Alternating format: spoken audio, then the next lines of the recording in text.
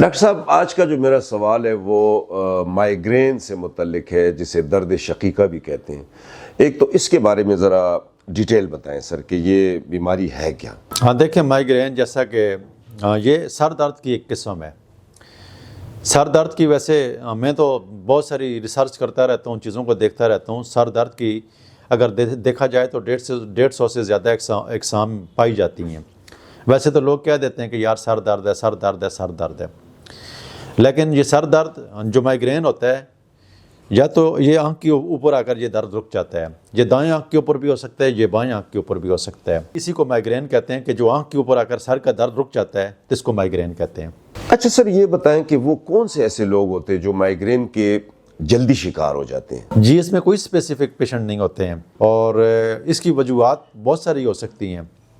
कोई nerve damage हो सकती है, साइनोसाइटिस का मसला हो सकता है, मैदे के मसले की वजह से जो है माइग्रेन हो सकता है, दिल के मसले की वजह से भी माइग्रेन हो सकता है। बाएं साइड पे जो माइग्रेन होता है, तो ये कि कोई नर्व डैमेज होने की वजह से, कोई दिल का मसला होने की वजह से, मैदे के अंदर कोई मसला होने की वजह से, या दाएं या बाएं दोनों आँखों के अंदर जो आकर जो दर्द रुक जाता है, तो उसके पीछे काजेटिव फैक्टर बहुत सारे होते हैं। साइनोसाइटिस हो सकता है, रेशे का जम होना हो सकता है, सर के अंदर कोई रग बंद हो सकती है, आंखों की नज़र कमज़ोर हो सकती है।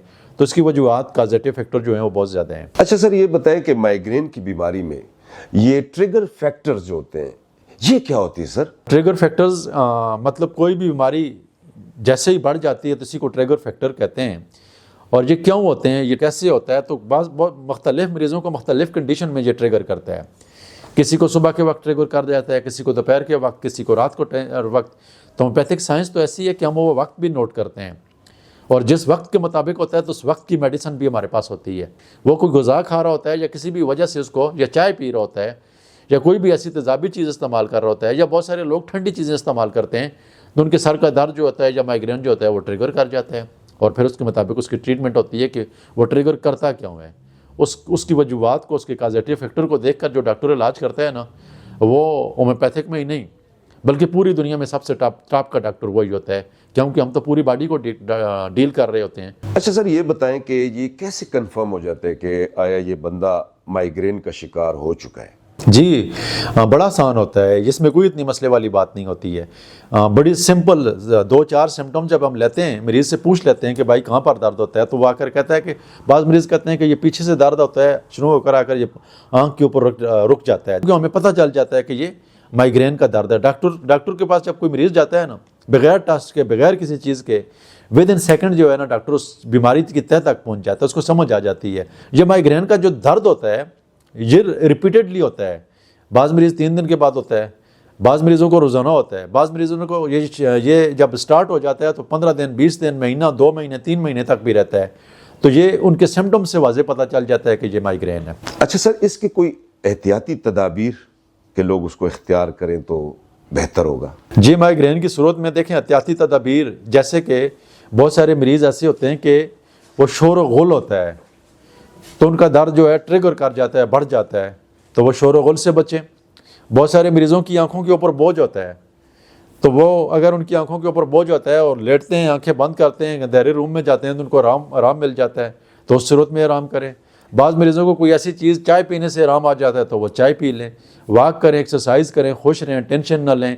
और जो आपका जो माइग्रेन होता है, इसको होम्योपैथिक इलाज करवाएं। यकीन माने कि इसके एलोपैथिक में किसी किस्म का कोई इलाज नहीं है।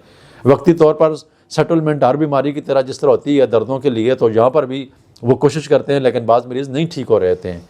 तो अगर आप प्रॉपर ट्रीटमेंट करवाएंगे तो इंशाअल्लाह अल्लाह ताला के फजल व करम से आप होम्योपैथिक ट्रीटमेंट से, जैसे कि बेशुमार मरीज़ ठीक हो चुके हैं, इंशाअल्लाह आप भी ठीक हो जाएंगे। अच्छा सर, ये बताएं कि माइग्रेन का होम्यो में इलाज क्या है। जैसा कि मैंने प्रोग्राम में पहले भी बहुत सारी मेडिसिन का जिक्र कर दिया है, तो मेरी क्लिनिक में जब मरीज़ आते हैं तो मैं वही इलाज आपको बता देता हूँ, क्योंकि बहुत सारे होम्योपैथ डॉक्टर सुन रहे होते हैं, तो मरीज़ की कैफियत को देखकर उसकी पोटेंसी की सिलेक्शन करनी पड़ती है।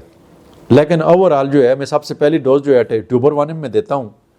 और अगर ख़ानदानी सतह पर वो बीमारी चल रही है, माँ को भी चल रही थी, बेटी को भी आगे हो रही है, बाप को भी थी, उसके बच्चों को भी हो रही है, तो फिर साथ में कार्सिनोसिन का इस्तेमाल करवाते हैं। ये मियाज़मेटिक मेडिसन होती है जो बीमारी को कमज़ोर कर देती है, और जो मियाज़मेटिक या जेनेटिक प्रॉब्लम की वजह से जिन मरीज़ों को ये मसाइल होते हैं, तो ये जेनेटिक को ठीक करने वाली मेडिसिन होती है, जो जहाँ पर कमी बेशी होती है उसको ठीक कर देती है। फिर अगर बाएं आँख के दाएं आँख के ऊपर है तो सिंगोनेरिया, बेलाडोना, आयरिस विर्स की मेडिसिन है।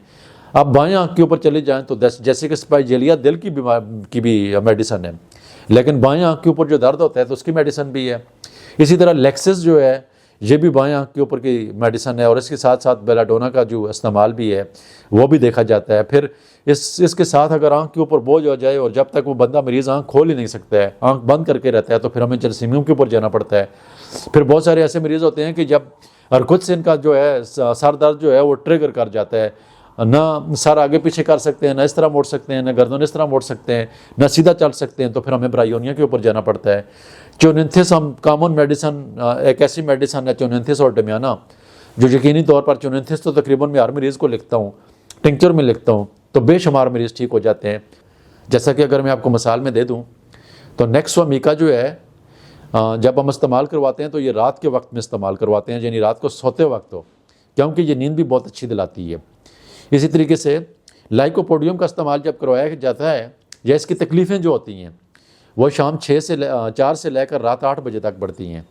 तो इसी तरह मुख्तलिफ मेडिसन में वक्त का भी बड़ा ख्याल रखा जाता है, होम्योपैथिक साइंस के अंदर हो, तो वो वक्त के साथ साथ जैसे जैसे ट्रिगर होता है उस वक्त के मुताबिक भी हमारे पास मेडिसिन होती है, और वो ट्रिगर किसी ग़िज़ा की वजह से भी हो सकता है। मिसाल के तौर पर हमारी एक मेडिसिन है आयरिस विर्स, तो जब आयरिस विर्स जो होती है तो उसका दर्द तब होता है जबकि मैदे के अंदर एक ख़ास किस्म की मतली पैदा होती है, खुराक की नाली में तेज़ाबियत पैदा होती है, और आकर दर्द जो है दाएं आँख के ऊपर शुरू हो जाता है। तो जब इसको ऐसे मरीज़ों को हम जब आयरिस विर्स का इस्तेमाल करवाते हैं तो वो मरीज़ फौरी ठीक हो जाता है। तो अगर आपको माइग्रेन है तो आप इस तरह करें कि अपने नज़दीक 3 होम्योपैथिक डॉक्टर के पास विज़िट करें, करके ये ट्रीटमेंट करवाएं।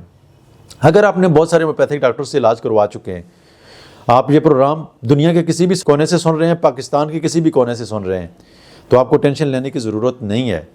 आप कराची में, आप लाहौर में हैं, जिस तरह हमारे बेशुमार मरीज़ हैं जो हमसे ऑनलाइन ट्रीटमेंट करवाते हैं। हमारे पास इतना काम है कि हमने बहुत सारे डॉक्टरों की टीम बनाई हुई है, सारा दिन मरीज़ों को सुनते रहते हैं, उनसे पूछते रहते हैं, उनके टेस्ट लिखवाते रहते हैं, उनसे पूरी डिटेल लेने के बाद उनको दवाइयाँ हम लिख के अपने सेंटर से भिजवा देते हैं। जब 20 दिन के बाद, 40 दिन के बाद दोबारा हम उनसे पूछते हैं तो अल्लाह के फजल से बेशुमार मरीज़ ठीक हुए होते हैं। अगर आपको ऐसा कोई मसला है, दूर से ये प्रोग्राम सुन रहे हैं, तो आपको फिर भी टेंशन लेने की ज़रूरत नहीं है। आप ऑनलाइन अपॉइंटमेंट लें, डॉक्टर एहतशाम साहब आपसे बात कर लेंगे, डॉक्टर अली साहब से आपसे बात कर लेंगे, डॉक्टर अब्दुल्ला साहब आपसे बात कर लेंगे, हर हफ्ते को मैं खुद मरीज़ देखता हूँ, मैं आपसे बात कर लूँगा, बाकी हमारे डॉक्टर्स की टीम आपसे बात कर लेगी, और इंशाअल्लाह अज़ीज़ आप अल्लाह ताला के फजल व करम से सेहतयाब होंगे। हाँ, इसके अलावा जो लोग पेशावर में हैं, खैबर पख्तूनख्वा में रहने वाले हैं, जिनका पेशावर में विज़िट होता रहता है और जो पेशावर में आ सकते हैं, 3-4 घंटे के फासले के ऊपर हैं, अफ़गानिस्तान से बहुत सारे मरीज़ आते हैं और दूर दराज इलाकों से मरीज़ आते हैं। यूरोप कंट्री में जो लोग हमारा प्रोग्राम सुनते हैं, जब पाकिस्तान आते हैं तो हमारी क्लिनिक में ज़रूर विज़िट करते हैं। और यूरोप कंट्री में जो लोग रहते हैं, जो मुल्क से बाहर लोग रहते हैं, वो ऑनलाइन अपॉइंटमेंट लेकर जब हमसे बात करते हैं, इलाज करवाते हैं, सेहतयाब होते हैं, तो हमें बड़ी खुशी होती है। तो आपको टेंशन लेने की ज़रूरत नहीं है। आप दुनिया के किसी भी या पाकिस्तान के किसी भी शहर में आप रह रहे हैं तो अभी ऑनलाइन अपॉइंटमेंट लेकर ट्रीटमेंट करवाएं, और शहर में रहने वाले, नज़दीक रहने वाले, खैबर पख्तूनख्वा में रहने वाले हमारी क्लिनिक में विज़िट करके अपनी ट्रीटमेंट करवा सकते हैं। इंशाअल्लाह अल्लाह ताला आपको सेहतयाब करेगा।